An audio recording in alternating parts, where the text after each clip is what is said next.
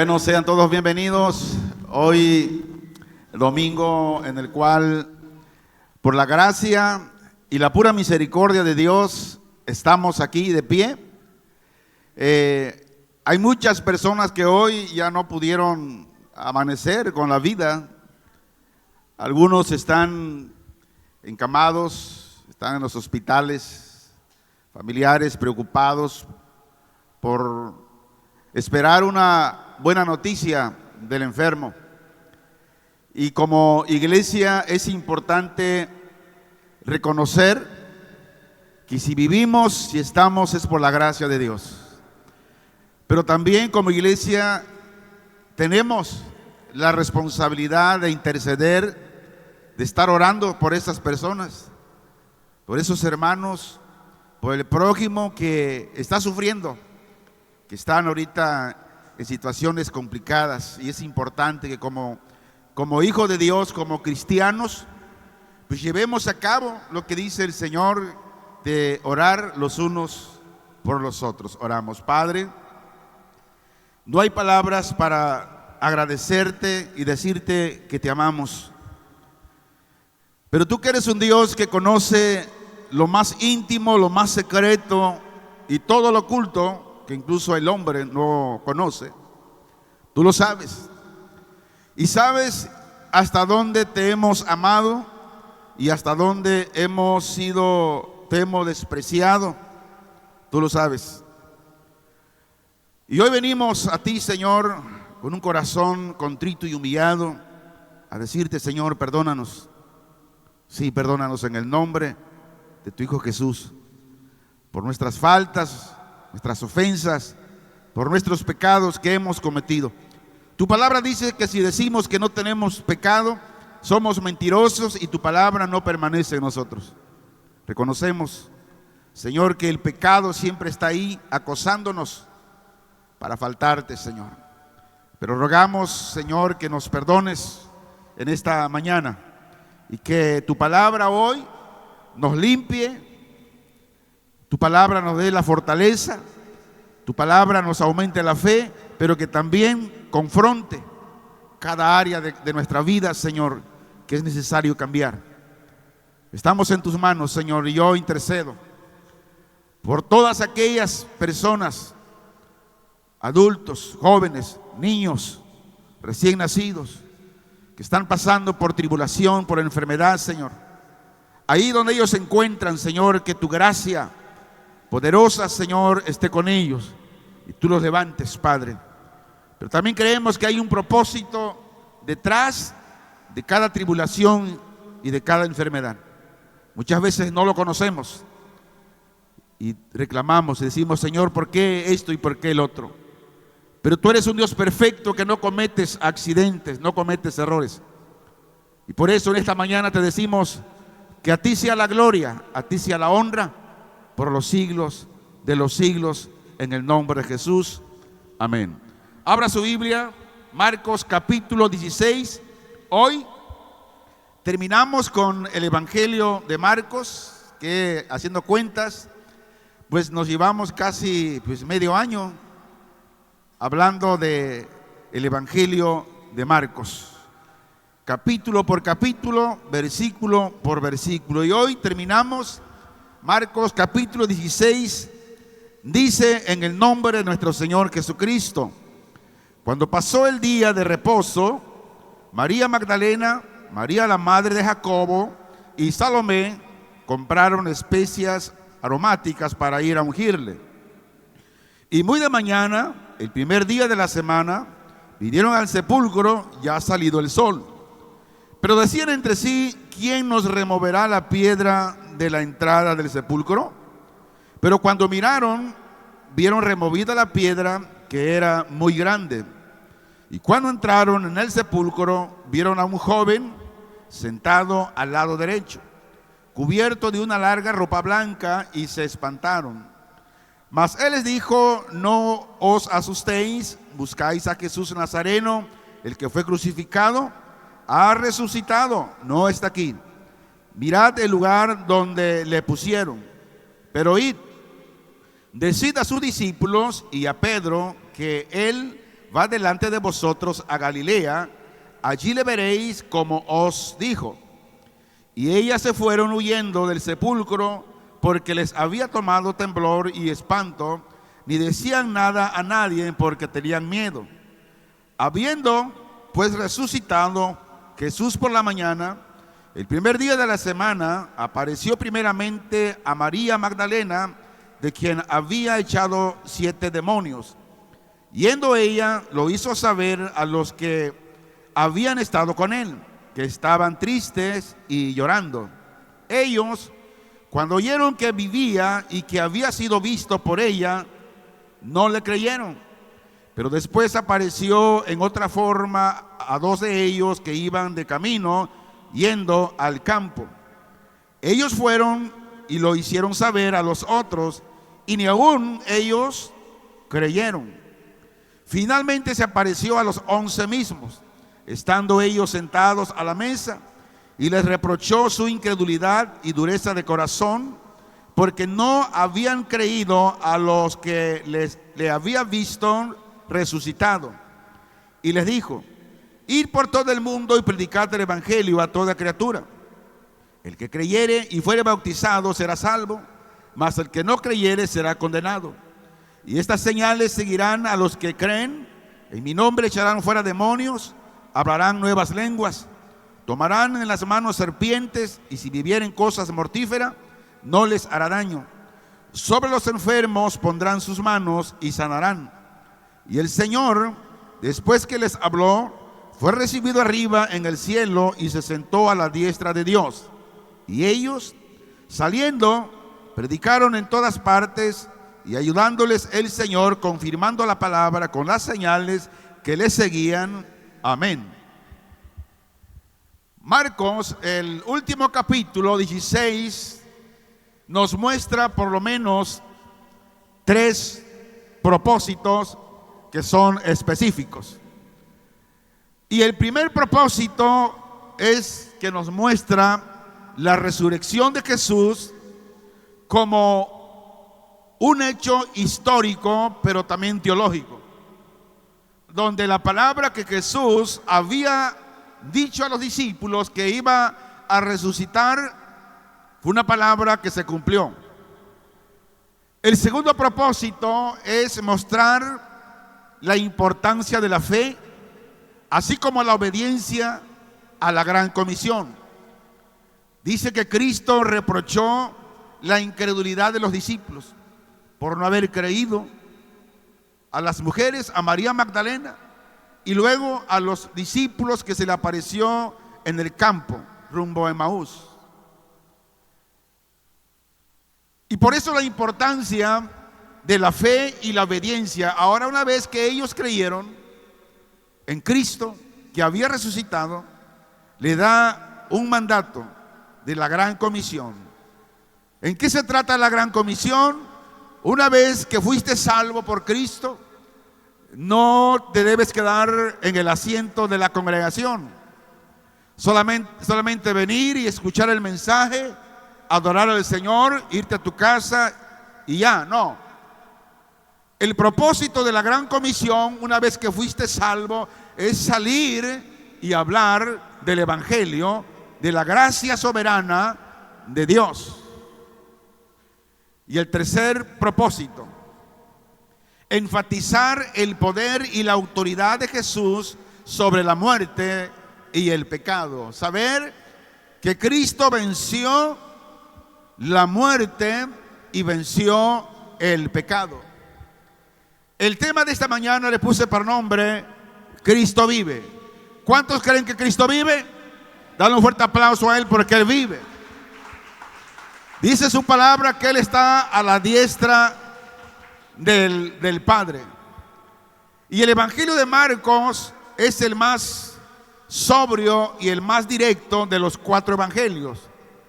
¿Por qué? Porque desde el primer capítulo Marcos presenta a Jesús como el Hijo de Dios, que es poderoso en obras, pero también lo presenta como el siervo sufriente, donde en el capítulo 15 nos habla de la cruz. que parece cerrar la historia con derrota, vergüenza y muerte. Mas sin embargo, ya en el capítulo 16 nos confronta con una verdad que es eterna. La tumba no pudo retener al que es el autor de la vida. En el capítulo 15 vemos el relato de cómo Cristo es crucificado. Y Satanás dijo: he vencido. Pero lo cierto es que en la cruz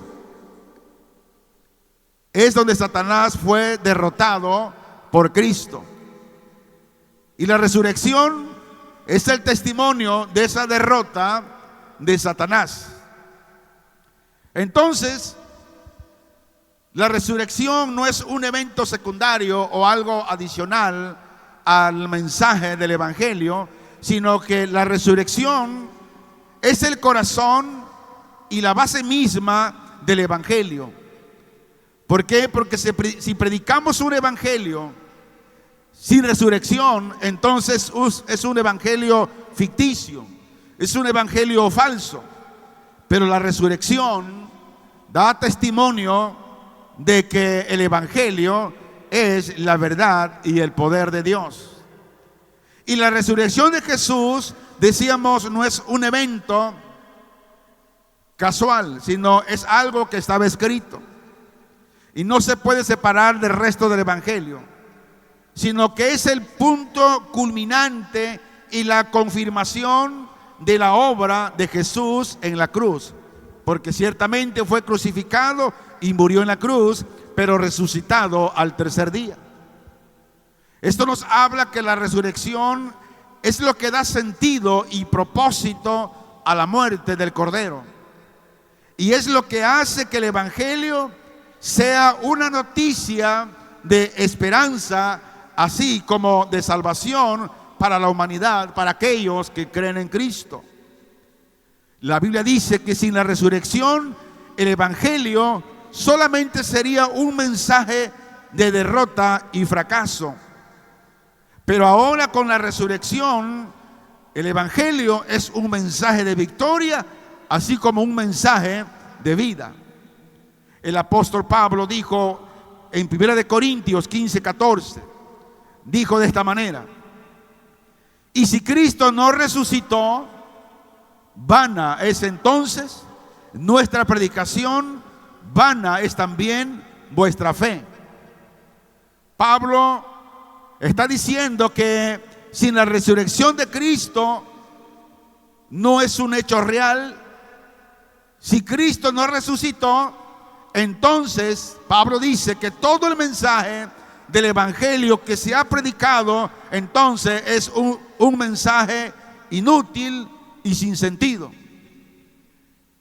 Pero la Biblia testifica, y hombres que vivieron y que vieron que Cristo murió, pero también fueron testigos oculares de su resurrección y testificaron de que Cristo vive aún y que Él no se quedó en la tumba. Mahoma, el profeta, murió, y si van a visitar la tumba de Mahoma, sus huesos están ahí. Y todos aquellos profetas que murieron, en la actualidad sus restos descansan en la tumba. Mas en la tumba donde Cristo fue llevado, enterrado, es una tumba vacía, donde no hay huesos, donde incluso el manto donde lo envolvieron cuando Cristo resucitó, la Biblia dice que Él dobló el manto, lo dejó guardado, doblado ahí, como testimonio de que alguien resucitó de entre los muertos. Hermanos, la predicación de los apóstoles, la fe de los creyentes, entonces si Cristo no hubiera resucitado, sería vano y sin fundamento el Evangelio y la fe. Pablo dice que la resurrección de Cristo es la base de la fe cristiana.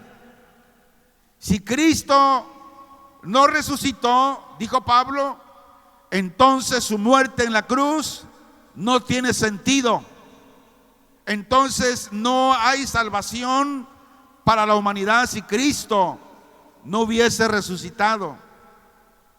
La resurrección de Cristo es la prueba de que Él es el Hijo de Dios y que su mensaje, el evangelio que predicamos, es verdadero. La resurrección de Cristo, amigos, hermanos, es la garantía de que los creyentes también un día van a resucitar y tendrán vida eterna con Cristo. La resurrección de Cristo es el eje central del evangelio. Por eso en las iglesias debemos enfocarnos, aquellos que ocupamos el púlpito, de enfocarnos en el mensaje de la reconciliación, en el mensaje de la resurrección de Cristo, porque es el centro, es el eje central del evangelio.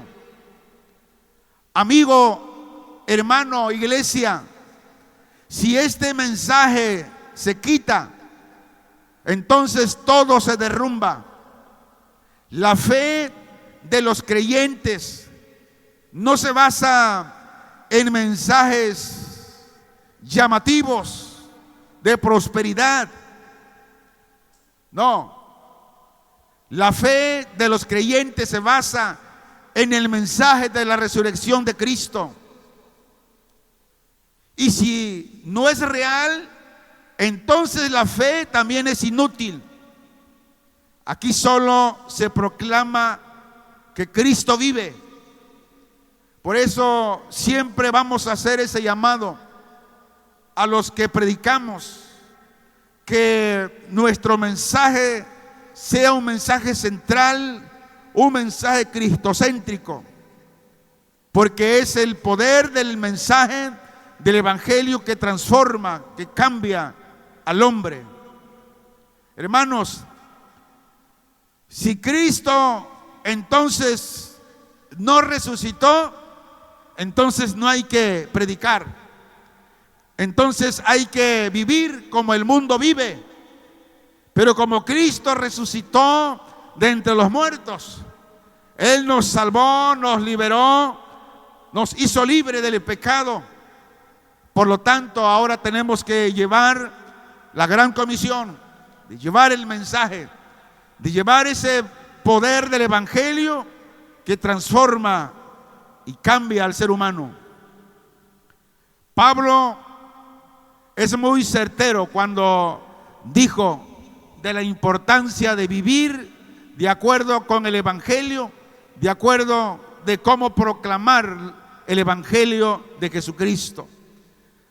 Vemos el amor fiel que busca a Cristo, aún sin comprender plenamente. Versículo 1 y al versículo 3. Vea lo que nos narra Marcos. Dice: cuando pasó el día de reposo, María Magdalena, María la madre de Jacobo y Salomé compraron especias aromáticas para ir a ungirle. Y muy de mañana, el primer día de la semana, vinieron al sepulcro y ha salido el sol. Versículo 3.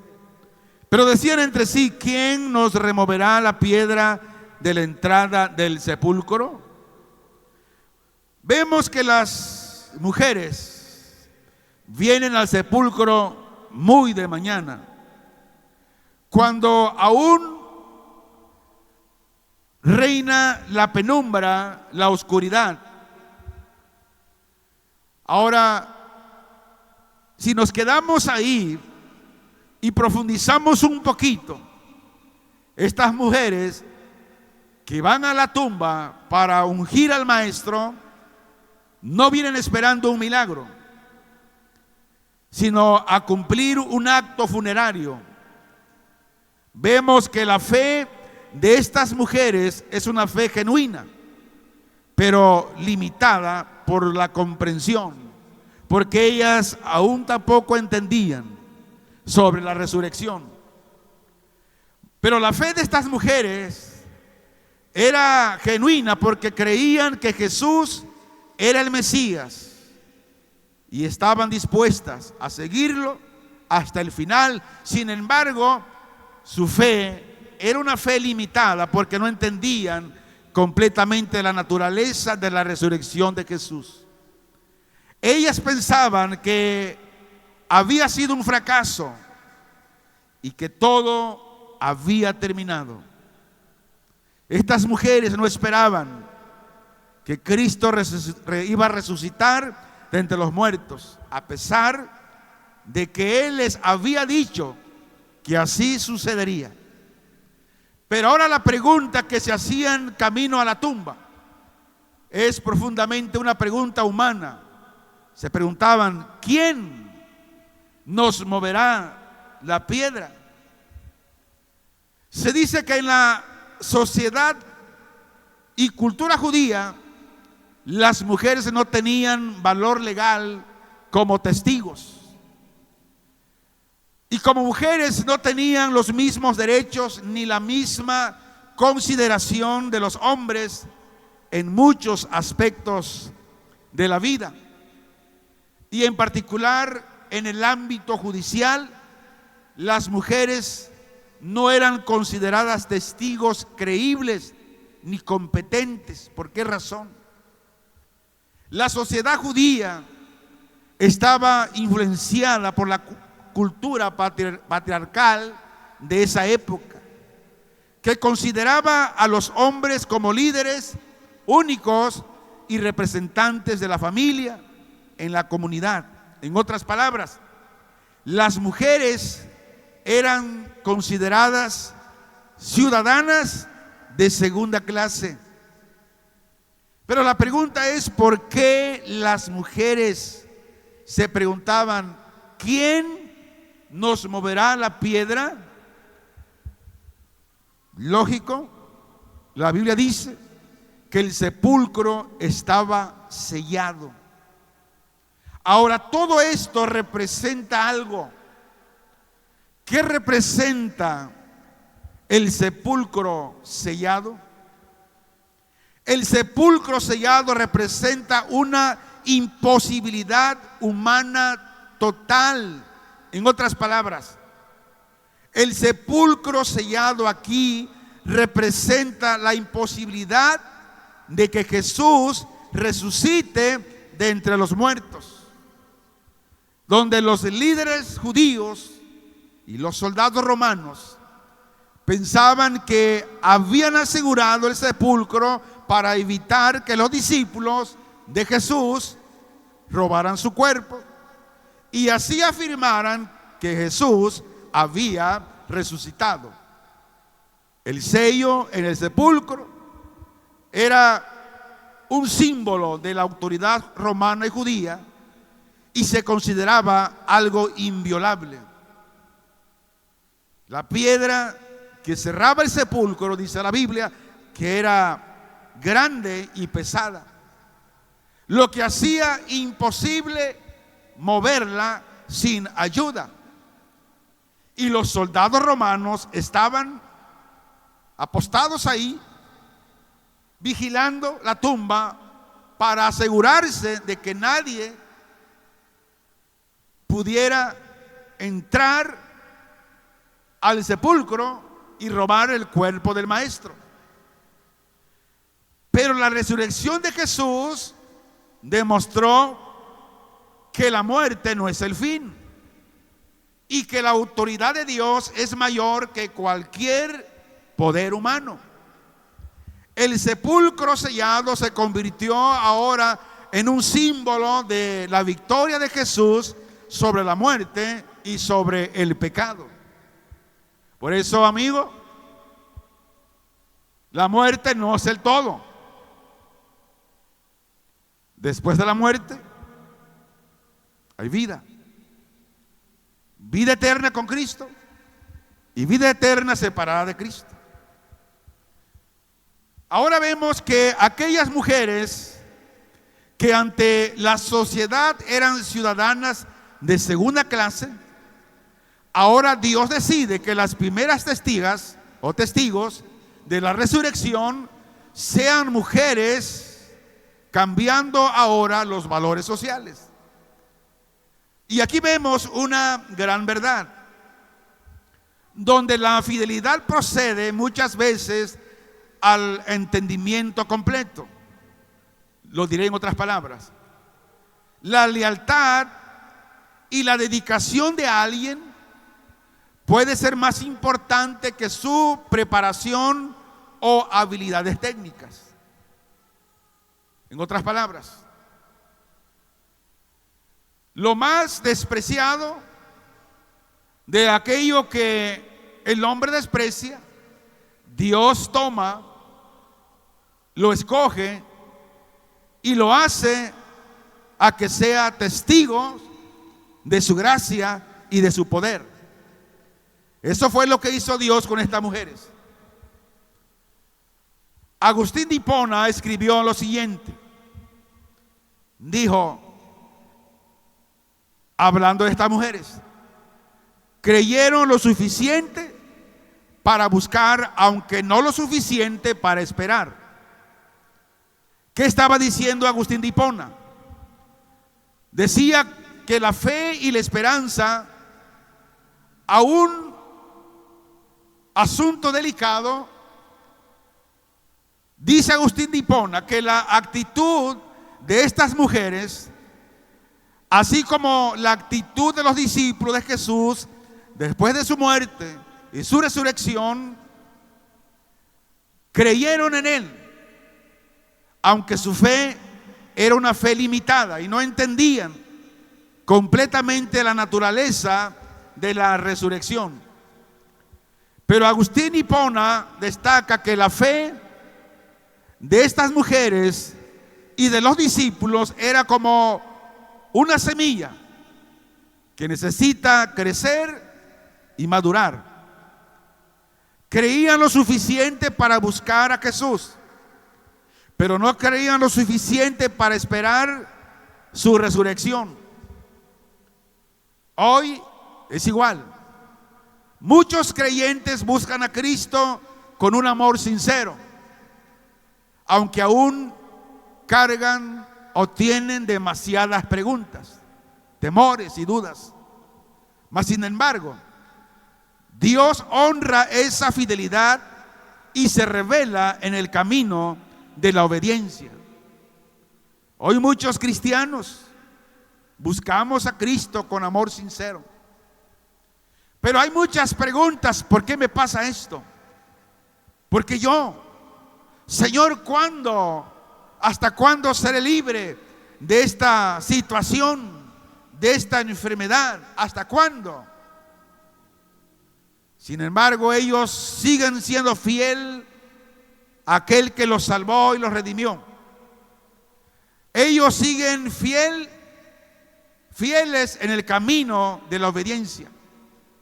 Y Dios se encarga de ellos, dándole cada día de su gracia y mostrándole su poder. Ahora entramos en el anuncio celestial que dice: la victoria ya fue consumada. Versículo 4 al 8.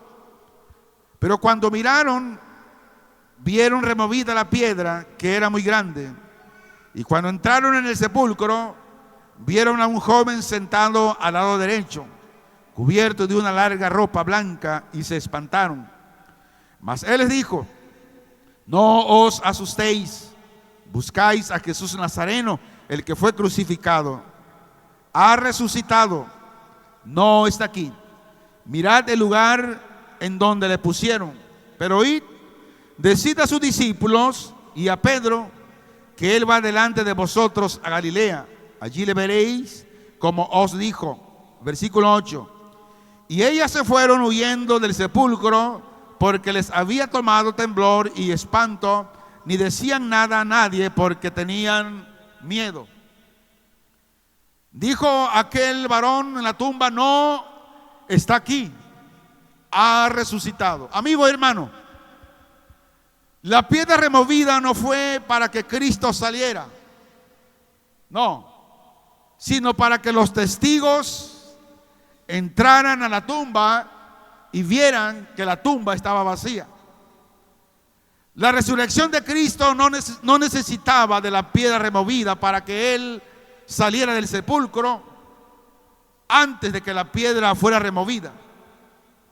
Más bien, esa enorme piedra fue removida para que los discípulos pudieran entrar al sepulcro y ver que Jesús ya no estaba allí. La remoción de esta piedra fue un gesto para que los discípulos pudieran entrar y ver el sepulcro vacío y ahora creer en la resurrección de Jesús. No fue Jesús quien necesitaba que la piedra fuera removida para poder salir, sino los discípulos quienes necesitaban el sepulcro, ver el sepulcro vacío, para que ellos ahora pudieran creer de lo que Jesús les había dicho, que iba a resucitar de entre los muertos. La pregunta es, ¿quién era ese joven vestido de blanco? La Biblia testifica que era un mensajero celestial, símbolo de la revelación divina. Y el mensaje fue un mensaje breve, claro y definitivo. Les dijo: Jesús ha resucitado y va delante de ustedes. Y luego les dijo: decid a sus discípulos, pero en particular a alguien, a Pedro. Y aquí el evangelio, hermanos, toca el corazón del fracaso humano. Pedro, el que le negó, es nombrado explícitamente Pedro. Amigo y hermano, la resurrección no solo vence la muerte, sino que también vence la culpa. Juan Crisóstomo fue un padre de la iglesia y patriarca de Constantinopla. Y la historia dice que fue uno de los más grandes predicadores de la historia. Y afirmó lo siguiente al mencionar a Pedro: Cristo sana antes de enviar. ¿Qué estaba diciendo con esto? La restauración de Pedro es un molde o un modelo de misericordia. Que cuando Cristo sana antes de enviar, está diciendo que Jesús primero restauró a Pedro y lo sanó de sus errores y debilidades antes de enviarlo a predicar el evangelio. ¿Qué queremos decir con esto? Un creyente no puede estar sirviendo, no puede estar en la obra de Dios, sino antes es sanado. No puede ser enviado a predicar si él antes no es sanado, no es restaurado. Pedro, por negar al maestro, estaba triste. Había roto esa relación con Dios y con su maestro. Y por eso el ángel le dijo a las mujeres: vayan y díganle a los discípulos, pero especialmente a Pedro, porque sabía la situación en la cual Pedro estaba viviendo, una tristeza porque él había negado al maestro. Y por eso el padre de la iglesia, Juan Crisóstomo, dijo que Cristo sana antes de enviar. Por eso la importancia de que el cristiano, el creyente, sea libre de todo pecado, sea libre de toda culpa, sea sanado de toda raíz de amargura para que pueda servir. Es lo que dice la Biblia. No podemos servir con un corazón amargado, con pensamientos que están en contra de la palabra de Dios. Jesús no envió a Pedro a predicar sin antes haberlo restaurado y haberle dado una nueva oportunidad. La restauración de Pedro aquí es un ejemplo de la misericordia y la gracia de Dios, que no condena a los que han fallado, sino que los restaura y luego los envía a servir.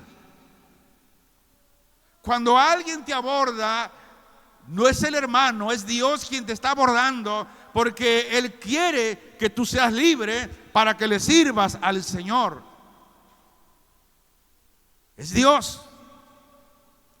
Dios envió al ángel y el ángel envió a las mujeres, y las mujeres fueron con Pedro, con los discípulos y Pedro, y le dieron el mensaje que Dios envió por medio del ángel a las mujeres, y las mujeres cumplieron. Jesús no necesitaba a Pedro para que fuera perfecto, sino que lo llamó a ser un instrumento imperfecto para llevar su mensaje. Dios no quiere que seamos perfectos, porque la perfección se dará hasta el día en que Cristo viene. Hasta ese momento Dios no pide que seamos perfectos. Él pide que seamos libres, que seamos maduros día a día, ser un instrumento, aunque imperfecto, para poder llevar su mensaje. Imagina que tienes un amigo que ha cometido un error grave y se siente culpable, y en lugar de condenarlo, lo escuchas y lo perdonas, y luego lo animas a seguir adelante. Hermanos y amigos, eso es lo que Jesús hizo con Pedro. Por eso hoy quiero decirle, si a alguien le hizo un daño, si a alguien le falló, debe de amarlo, debe ser restaurado, debes darle oportunidad. Siéntate con él, platica con él, dale el tiempo, porque esta es la gracia de Dios. Este es el evangelio de Jesús, que ellas sean sanados de lo que ellos imaginan, de lo que ellos piensan. Es el ejemplo que Cristo nos dejó con el perdón y la restauración hacia Pedro. Diga conmigo, la gracia y la misión. Aquí la restauración de Pedro nos recuerda que la gracia de Dios no se basa en que seamos perfectos. Escuchaba la predicación del pastor Daniel Rodríguez hace unos días, y en su mensaje decía que Dios no nos ama porque seamos perfectos, nos ama por su gracia. Nadie de nosotros es perfecto. Lo único que es perfecto es la gracia de Dios, y por esa gracia estamos aquí. Y Dios, Él nos restaura por su gracia, no por nuestra perfección, sino por su misericordia y por su amor. Jesús llama y nos llama a ser instrumento de su gracia, llevando su mensaje de amor y perdón a un mundo que realmente lo necesita. Por eso no te quedes en el asiento. Si alguien te invita a servir en la iglesia, acéptalo. Pero ¿qué es lo que sucede? Son invitados, a servir en la obra, en la oración, en predicar, en los diferentes ministerios. Pero ¿qué sucede? Nos negamos. ¿Por qué? He preparado una serie de enseñanza al respecto, o sea, de lo que estoy mencionando ahorita. Y le voy a dar una probadita nada más ahorita, así. Donde la serie se llama ¿Cristianos de nacimiento o cristianos de nombres? Pues está buena. Y es para toda la familia. Pero hay clasificaciones C, donde les va a tocar el orgullo. Y una de dos, como le dije a alguien, ¿renuncias o te pones bien? Sí. Jesús te llama a que seas un instrumento de su gracia para que sirvas en la obra. Cuando alguien te llame a servir, diga: sí, hermano, estoy disponible a servir en la obra, en el lugar que Dios me ponga. No esperes a ser perfecto. No esperes a conocer todo. Yo no conozco todo. Hay muchas cosas que ignoro. Pero precisamente la preparación en la escuela de Dios se trata de prepararnos todos los días. El hermano Joseph de Oklahoma decía que en la escuela de Dios no hay graduados. Tu hermano Joseph Hedgehog, que Dios lo bendiga, si aún está, y si está con el Señor, ese es el mejor lugar. En la escuela de Dios no hay carrera terminada, sino que todos los días nos estamos preparando como instrumento de su gracia para llevar el mensaje del Señor. Pero regresemos a los primeros testigos de la resurrección de Cristo. Dice que ellas tuvieron temor, asombro y silencio al principio. Ahora no era una incredulidad rebelde, sino una emoción tan intensa que estaba combinada con un asombro, un temor santo y admiración ante algo inmenso, sagrado, sublime, provocando una emoción o estremecimiento al ver la tumba vacía. Y Juan Calvino comenta, dice: el temor aquí no nace de duda, sino de la majestad y del poder divino. Ahora, el Cristo resucitado se manifiesta a discípulos incrédulos. Los versículos 9 al 14 dice: habiendo pues resucitado Jesús por la mañana, el primer día de la semana, apareció primeramente a María Magdalena, de quien había echado 7 demonios. Yendo ella, lo hizo saber a los que habían estado con él, que estaban tristes. ¿Y cómo estaban también? Llorando. Ellos, cuando oyeron que vivía y que había sido visto por ella, ¿qué hicieron? No le creyeron. Pero después apareció en otra forma a 2 de ellos que iban de camino yendo al campo. Ellos fueron y lo hicieron saber a los otros, y ni aún a ellos creyeron. Finalmente se apareció a los 11 mismos, estando ellos sentados a la mesa. Le reprochó su incredulidad y dureza de corazón, porque no habían creído a los que le habían visto resucitado. Primero, vemos aquí las apariciones progresivas.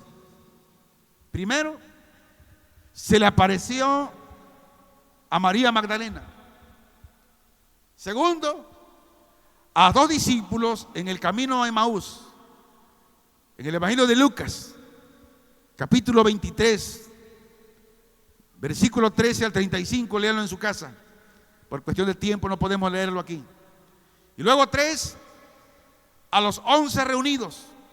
Lucas 24, 36 al 43. Léanlo en su casa. Ahora, ¿cuál fue el diagnóstico del corazón humano? El corazón humano es incrédulo. Y Jesús les reprochó su incredulidad y dureza de corazón. Hermanos, la resurrección fue anunciada. ¿Por qué no creyeron? ¿Sí fue anunciada? Sí fue anunciada. Pero ¿sabes qué? No fue creída de inmediato. Así sucede hoy. Dios nos anuncia. El mensaje nos habla. Pero no creemos de inmediato, sino hasta que las cosas suceden, decimos, con razón Dios dijo, Dios habló. No fue creída de inmediato. Ahora esto fortalece el testimonio histórico que nadie estaba dispuesto a inventar la resurrección. En la teología reformada, Martín Lutero escribió lo siguiente. Dijo: la incredulidad de los apóstoles es el mayor argumento de que la resurrección no fue fabricada. Porque cuando resucitó, ellos no creían. Hermanos, Cristo no abandona a sus discípulos por su debilidad.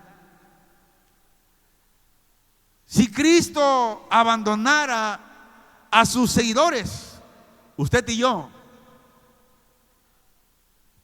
camináramos solos. Mas Cristo, aún viendo nuestras debilidades, Él permanece con nosotros. Él no abandona a aquellos que creen en Él. ¿Qué hace? Los confronta para transformarlos. Si hemos estado pasando situaciones, es porque el Señor nos está confrontando para transformarnos por medio de la palabra, por medio de los problemas, enfermedad y todo aquello que nos enfrentamos.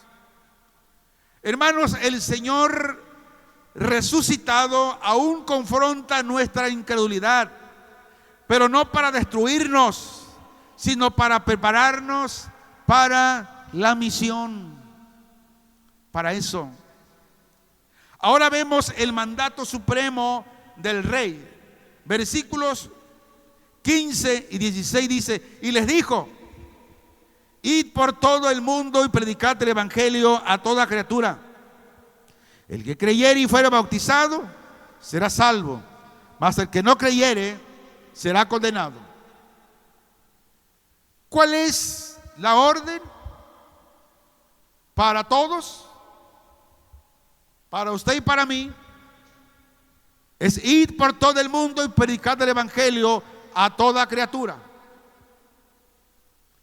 ¿A quién tenemos que alcanzar? Dice aquí, a todo el mundo. ¿Cuál debe ser el mensaje que debemos dar al mundo? Diga conmigo: el evangelio de Cristo, su gracia. ¿Y qué debemos esperar en respuesta a la predicación del evangelio? La respuesta debe ser fe. ¿Por qué fe? Porque sin fe es imposible agradar a Dios. La fe es el medio de salvación y el bautismo es su confesión pública. no es el rito que salva, sino la fe genuina. Cuando alguien recibe a Cristo en su corazón, Cristo lo transforma, Cristo lo salva. Ahora dice al mundo, a la gente que lo rodea: miren, por medio de este bautismo testifico que ahora soy salvo por la gracia del Evangelio.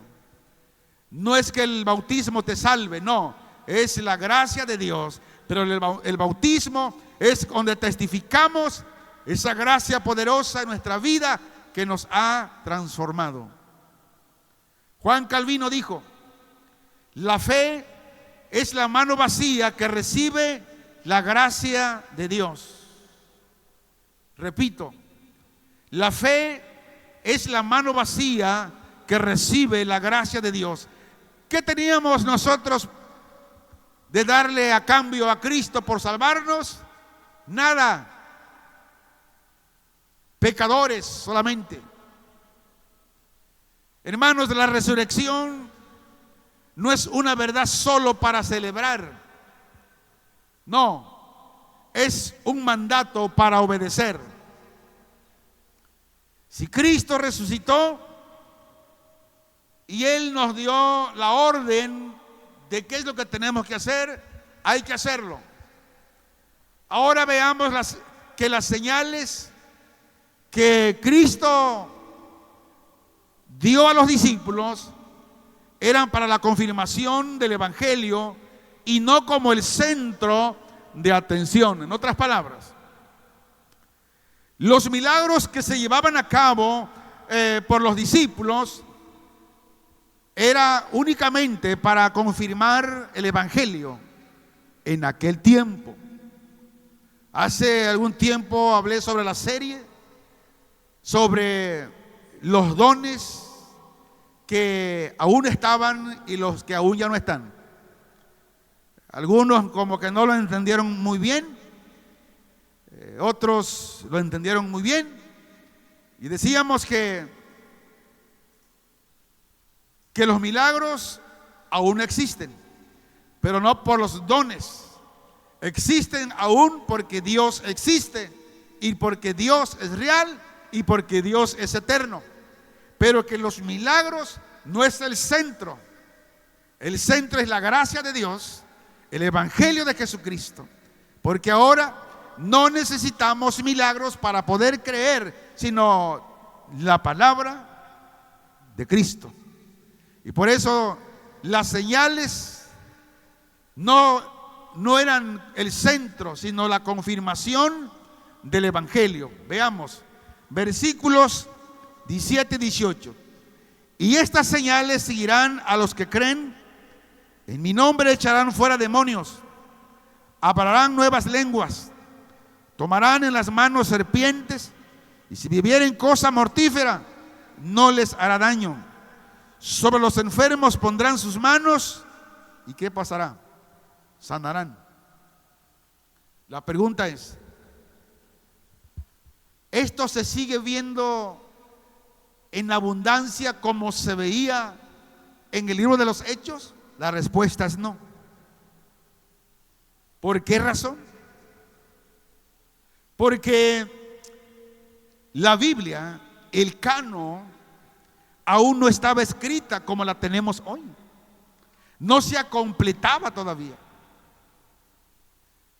La gente de aquel entonces no tenían una Biblia como la tiene usted y como la tengo yo. Y la única manera de creer al mensaje de los apóstoles y de los primeros cristianos en el libro de los Hechos era las señales, la confirmación a través de los milagros, de las señales. Por eso en aquel entonces, incluso dice la misma escritura en los Hechos, que con la sombra de Pedro los enfermos eran sanados. Oye, no se da eso. ¿Por qué razón? Porque la Biblia ya está terminada. Hoy hay muchos milagreros, te venden el milagro y hacen gran campaña evangelística. vengan por su milagro. O sea, todo cambiado. Yo, como he dicho, a ver, si realmente esos dones de milagros y señales existieran hoy en día, yo invito que vayan aquí al Hospital del Quemado, aquí en Acapulco, cama por cama, y vayan y oren por los enfermos y que sean levantados. Que vayan. ¿Por qué no van ahí? ¿Por qué? Vayan al IMSS, a todos los hospitales, vayan ahí. ¿Por qué no lo hacen? Es obvio. Ahí no hay dinero. Hermanos, las señales no deben ser el centro. Por eso las congregaciones que están a reventar los domingos son congregaciones donde siempre están hablando de los milagros, donde les venden milagros. Pero las iglesias que menos gente hay son las congregaciones donde se confronta el pecado, donde se le dice al hermano: hermano, esa no es la forma de vivir, compórtese como dice la Escritura.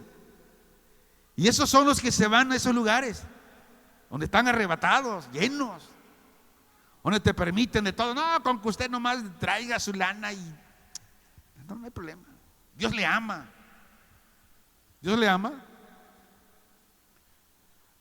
Al pecador Dios no ama. No como dice por ahí, dice que Dios aborrece el pecado pero ama al pecador. Eso no lo dijo Dios. ¿Quién lo dijo?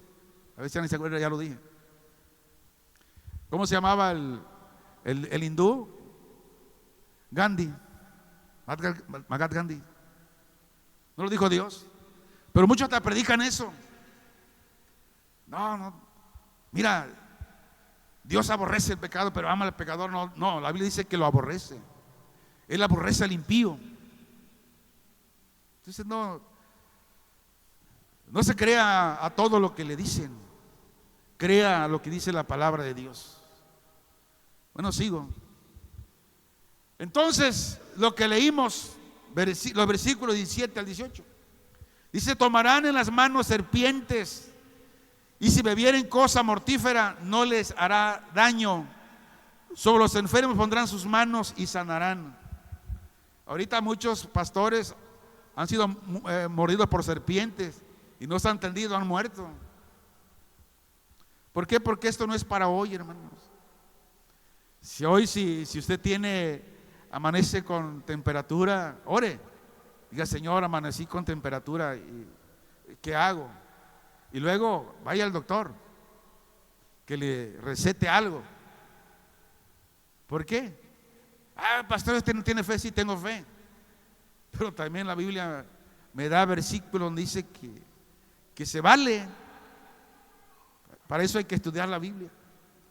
Ahora estas señales solo acompañaban, decíamos, el periodo apostólico, donde confirmaban la autoridad del mensaje.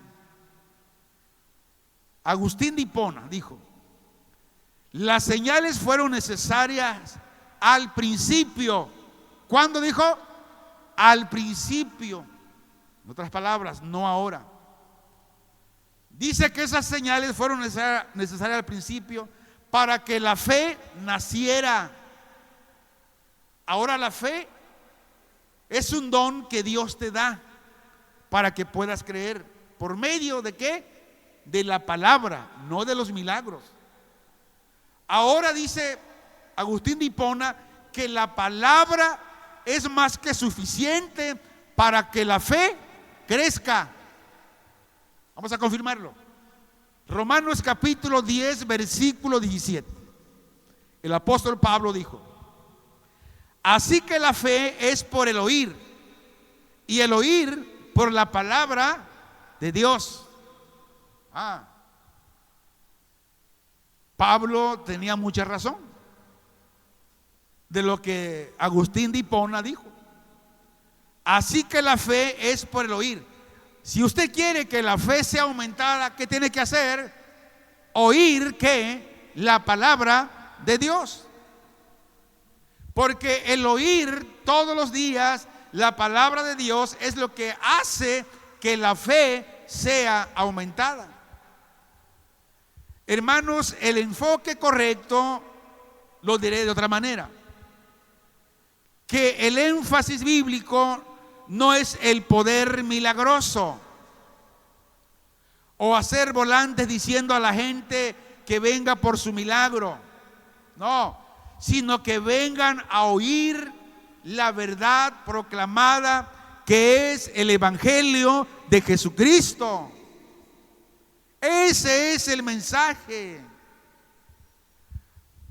Para ir concluyendo, vemos al Cristo exaltado y la iglesia obediente. Versículos 19 y 20 dice: y el Señor, después que les habló, fue recibido arriba en el cielo y se sentó a la diestra de Dios. Y ellos, saliendo, predicaron en todas partes y ayudándoles el Señor y confirmando la palabra con señales que la seguían. Amén. Fue recibido arriba en el cielo y se sentó a la diestra de Dios. La ascensión aquí no es ausencia, sino es entronización. Atanasio de Alejandría, que fue un influyente obispo y teólogo cristiano, escribió lo siguiente. Dice: el que descendió para salvar, ascendió para reinar. Ahora, los discípulos predican, llevan la gran comisión, yendo por todas partes. Y luego el Señor coopera haciendo señales y prodigios. Y luego, a través de esas señales y prodigios, la palabra era confirmada. Marcos termina su evangelio con una verdad gloriosa, donde la tumba está vacía.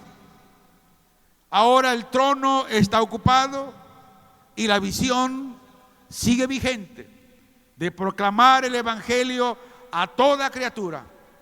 Hermanos, el Cristo resucitado vence el temor, restaura al caído, envía al débil y reina eternamente. Y termino con la siguiente frase de Juan Calvino, cuando dijo: Cristo no resucitó para ser admirado, sino para ser obedecido.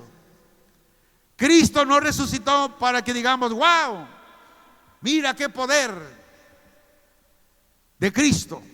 No, para que admiremos: ah, qué bello estuvo el mensaje, oh, qué hermosa estuvo la alabanza. No, Cristo no resucitó para que sea admirado, sino para ser obedecido. La pregunta es: ¿estamos obedeciendo a Cristo? ¿Estamos obedeciendo su mensaje? Eso solamente lo sabe usted y yo y el Señor. Pero Dios nos da cada día vida y oportunidad para reflexionar. Y si hemos desobedecido, de no llevar el mensaje, de no predicar al amigo, al compañero, al vecino, es tiempo de hacerlo. Cierra tus ojos y ahí con el Señor habla con Él. Señor Dios Todopoderoso, hoy que nos das vida, podemos adorarte, porque tú vives, porque tú reinas. Señor, perdona nuestras debilidades, fortalece nuestra fe y envíanos como testigos fieles de la resurrección,